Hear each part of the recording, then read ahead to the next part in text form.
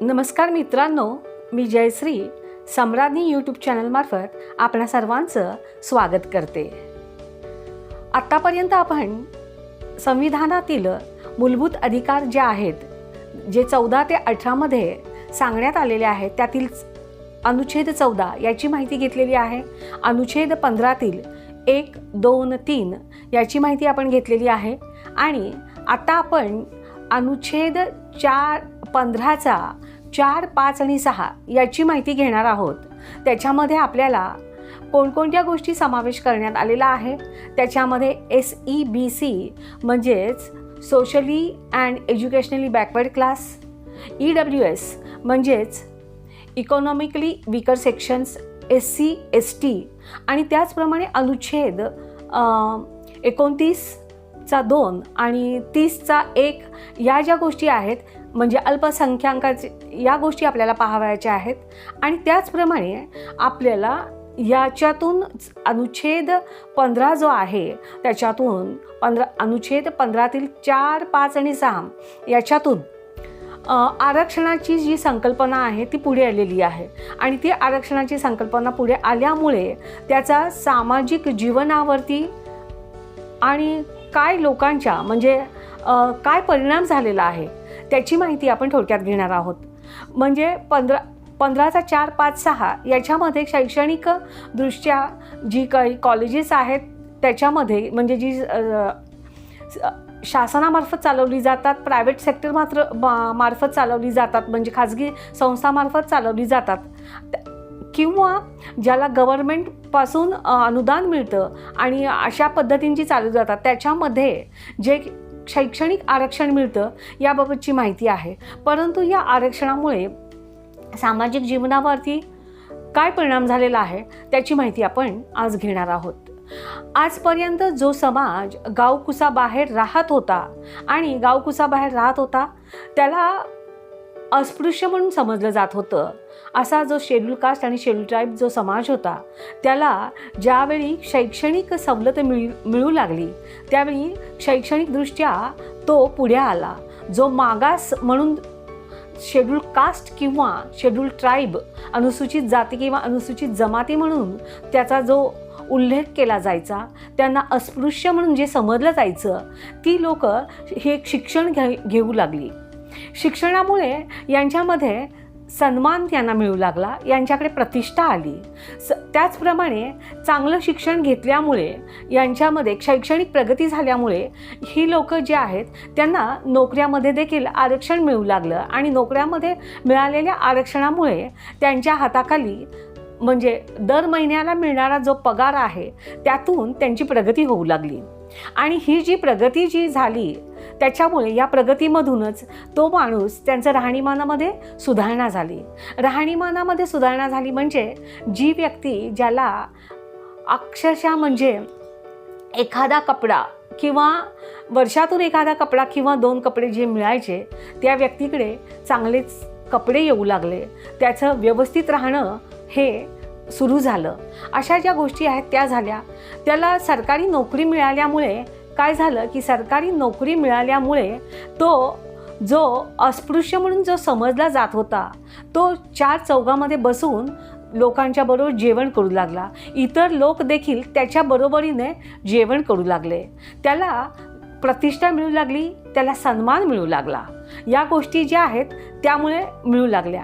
त्याला पाणीसुद्धा मिळत नसे किंवा तो सार्वजनिक जो पाण्याची जी स्थानं होती त्याच्यामधून विहिरी वगैरे तिथे सुद्धा त्याला पाणी मिळत नसे, तर त्याला लोक आज या ज्या सरकारी नोकऱ्या वगैरे याच्यामधून आपापलं पाण्याची देखील देवाणघेवाण होऊ लागली. एकत्र लोक डबे घेऊन जेवणाचे डबे घेऊन खायला लागले. त्यामुळे जे त्याचं जेवण जे होतं की त्याला ते जेवण त्याला कोणी हात देखील लावत नव्हता, ते त्याचं जेवण देखील खाल्लं जाऊ लागलं. इतरांचं स्वतः देखील इतर स्पृश्य समाज देखील त्याला स्वतःचं जेवण आपलं देऊ लागला आणि त्याचं जेवण देखील तो खाऊ लागला. हा जो बदल आहे, हा जो बदल होता हा लोकांच्या मध्ये हा आलेल्या मूलभूत अधिकार हे जे प्राप्त झाले त्यामुळे आला. त्याच मूलभूत अधिकाराच्यातूनच आलेल्या इतर जे कायदे होते ते कायदे देखील की ज्या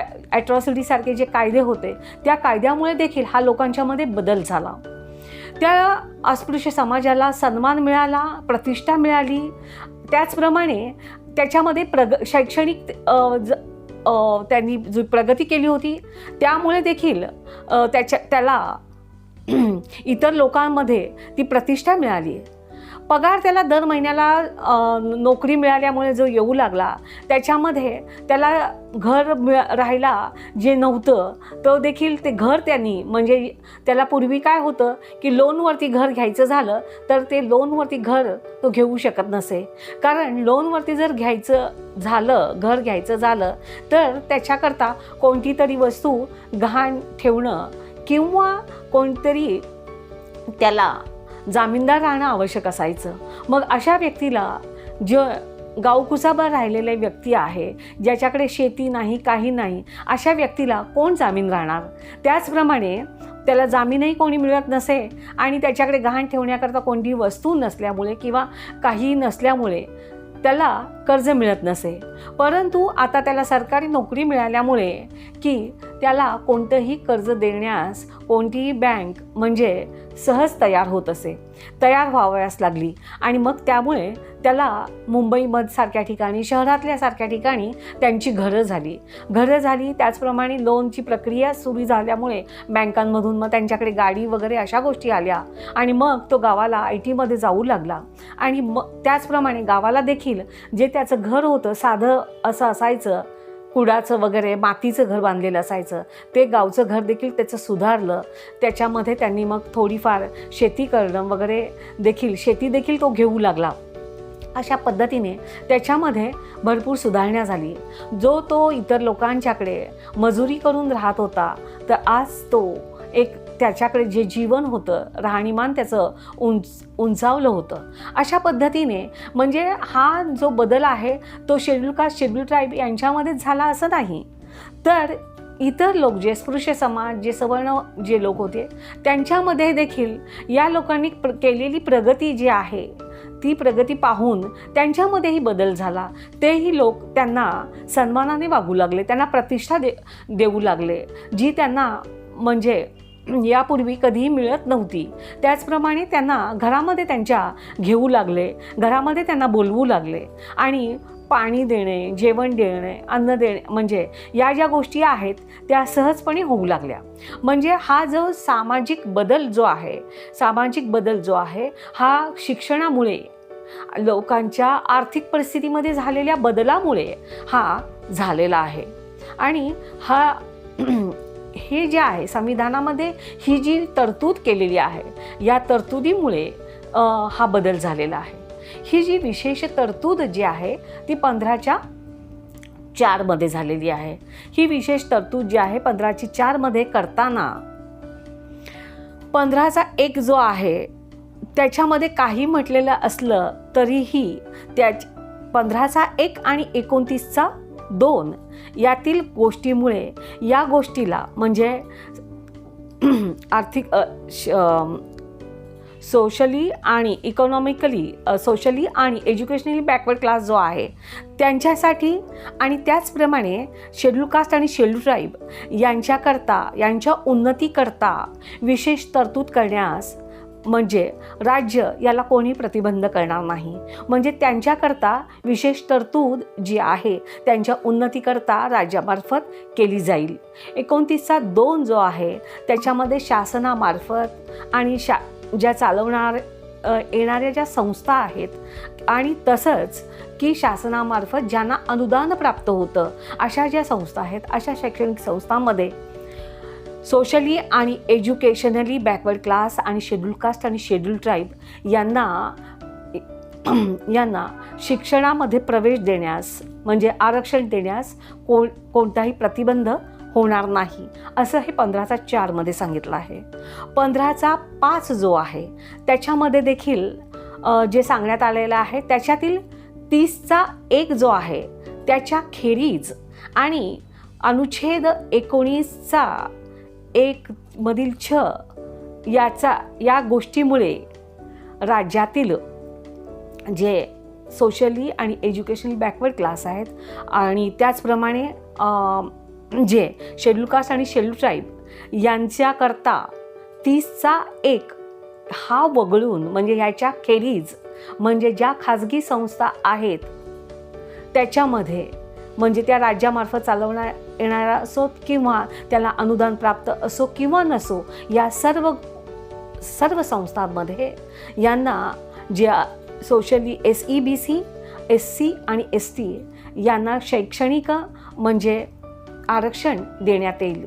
30(1) जो आहे तो खेरीज करून म्हणजेच काय, जो अल्पसंख्याक वर्गाकरता तो अनुच्छेद 30(1) आहे, त्यांच्या ज्या संस्था आहेत त्या खेरीज करून हा देण्यात आलेला आहे. मग 15(4), 15(5) याच्यामध्ये शैक्षणिक संस्थांमध्ये हे आरक्षण दिलेलं आहे. मग 15(6) आला आणि 15(6) जो आहे हा 4 आणि 5 मध्ये ज्या लोकांना आरक्षण देण्यात येतं म्हणजे SEBC, SC आणि ST यांना वगळून EWS म्हणजेच इकॉनॉमिकली वीकर सेक्शन जो आहे तो जो आहे त्यांना हे आरक्षण लागू करण्यात आलेलं आहे. हे आरक्षण जे आहे हे असं आरक्षण जे आहे की जे सवर्ण आहेत किंवा जे ज्यांना आरक्षण यापूर्वी कोणतेही मिळत नव्हतं असे लोक जे इकॉनॉमिकली वीकर सेक्शन्स आहेत त्या लोकांना हे आरक्षण शैक्षणिक संस्थांमध्ये लागू करण्यात आलेलं आहे. हे आरक्षण लागू करण्यामागचं एक कारण असं आहे की देशामध्ये जाट समाज, गुजर समाज, पटेल समाज आणि महाराष्ट्रातील मराठा समाज यांची आंदोलनं जी आहेत ती फार मोठ्या प्रमाणावरती होऊ लागली आणि त्यांना देखील जे इतर समाज जे आहे त्यांची जी शैक्षणिक आणि जी सामाजिक प्रगती जी झाली ती त्यांच्या लक्षात येऊ लागली आणि त्याचप्रमाणे हे लोक जे होते जे केवळ शेतीवरती गुजराण करणं आणि हेच त्यांचं मुख्य म्हणजे व्यवसाय करण्याचं साधन होतं आणि त्याच्यामुळे ते जो पडणारा पाऊस आहे किंवा कधी पाऊस पडेल कधी पाऊस पडणार नाही त्यामुळे याच्यावरतीच गुजराण करणं आणि पुन्हा प्रगती करणं हे शक्य नव्हतं.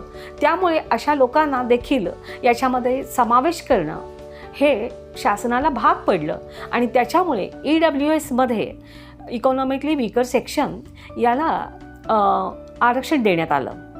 हे आरक्षण जे आहे हे नुकतंच म्हणजे सुरू झालेलं आहे आणि ते 10% इतकं आहे. आता आपण हे जे आरक्षण आहे 15(4), 5 आणि 6 जो 15(1) आणि 2 याला अपवाद आहेत, 15(3) देखील त्याला अपवाद आहे. आता याच्यातील आपण SC म्हणजे काय, ST म्हणजे काय, बाबा म्हणजे उद्या तुम्ही पण म्हणू शकाल आम्ही देखील SC असू किंवा आम्हाला देखील आम्ही सुद्धा SC मधून आरक्षण घेऊ किंवा ST मधून घेऊ, तर हे तसं नाही होऊ शकत. कारण SCचं जी आहे ही जी सूची आहे किंवा ही जी लिस्ट आहे हे राष्ट्रपतीद्वारे जारी केली जाते आणि ही आपला अनुच्छेद 341 जो आहे त्याच्याद्वारे ही जारी केली जाते. राष्ट्रपती त्या राज्यातील राज्यपाल जे असतात त्याच्यामार्फत त्यांच्याशी विचारविमर्श करून ही अधिसूचना जी आहे ती जारी करतात आणि त्याच्यामध्ये काही जे अनुसूचित जाती आहेत किंवा त्यांच्या ज्या त्यांच्यातील जे समूह, गट, जनजाती आणि त्याच्यातील काही समूह किंवा गट यांची जी एक लिस्ट बनवली जाते, जी विनिर्दिष्ट केली जाते त्या अधिसूचनेमध्ये, ती जी सूची असते तिला अनुसूचित जातीची सूची असं म्हटलं जातं. ती 341च्या 1 नुसार जारी केली जाते. 341चा ब जो आहे किंवा दुसरा जो खंड आहे त्याच्यामध्ये संसद देखील कायद्याद्वारे अशी जी विनिर्दिष्ट केलेली जी अधिसूचित केलेली जी लिस्ट आहे राष्ट्रपतीद्वारे त्याच्यामध्ये ते जे आहेत संसदेमार्फत कायद्याने एखाद्या अनुसूचित जातीला त्याच्यामध्ये समावेश करणं किंवा वगळणं ते काम संसदेद्वारे कायद्याने केलं जातं आणि जी सूची आहे ती राष्ट्रपतीद्वारे जारी केलेली आहे त्याच्यामध्ये त्याचा समावेश असणं आवश्यक आहे.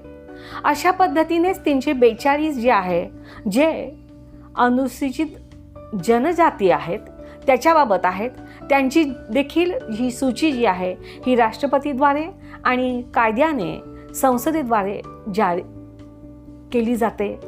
आणि 342चा जो आहे त्याच्यामध्ये ओबीसींची जी लिस्ट आहे ती जारी केली जाते.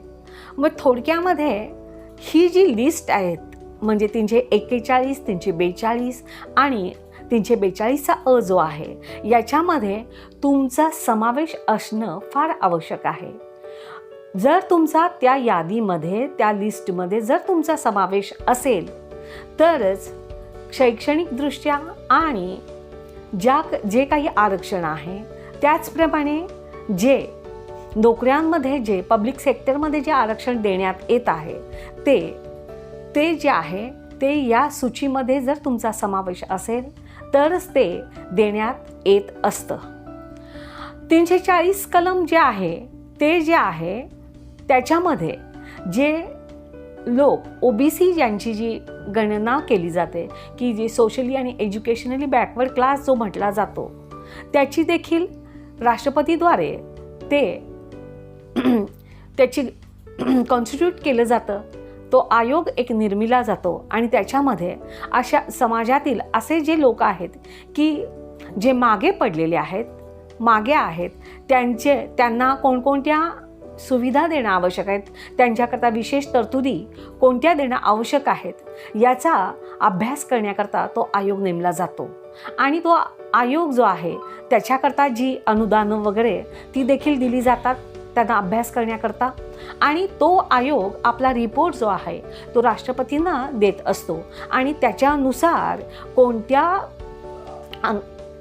ओबीसीला म्हणजे सोशली आणि एज्युकेशनल बॅकवर्ड क्लास कोणता आहे त्याला त्याच्यामध्ये समावेश कसा करायचा किंवा केला पाहिजे हे जे आहे त्यांच्याकडून आयोगामार्फत त्याचा अभ्यास केला जातो आणि त्याचा जो रिपोर्ट असतो, त्याचा जो अहवाल असतो तो राष्ट्रपतीकडे दिला जातो आणि राष्ट्रपती तो जो आहे अहवाल जो आहे तो संसदेच्या पटलावर ठेवला जातो.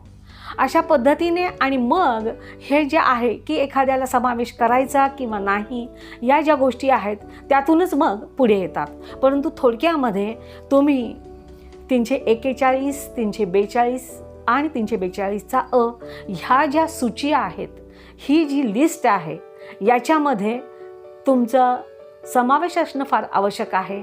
तरच तुम्हाला जे मिळणाऱ्या ज्या शैक्षणिक आणि त्याचप्रमाणे ज्या पब्लिक सेक्टरमध्ये ज्या नोकऱ्या आहेत त्यांचं आरक्षण हे मिळू शकतं. ही आतापर्यंतची मी जी माहिती आपणास दिलेली आहे ती आपणास कशी वाटली याबद्दलचे कॉमेंट तुम्ही नक्की करा. त्याचप्रमाणे माझ्या चॅनलला लाईक, शेअर आणि सबस्क्राईब करण्यास मात्र विसरू नका. धन्यवाद.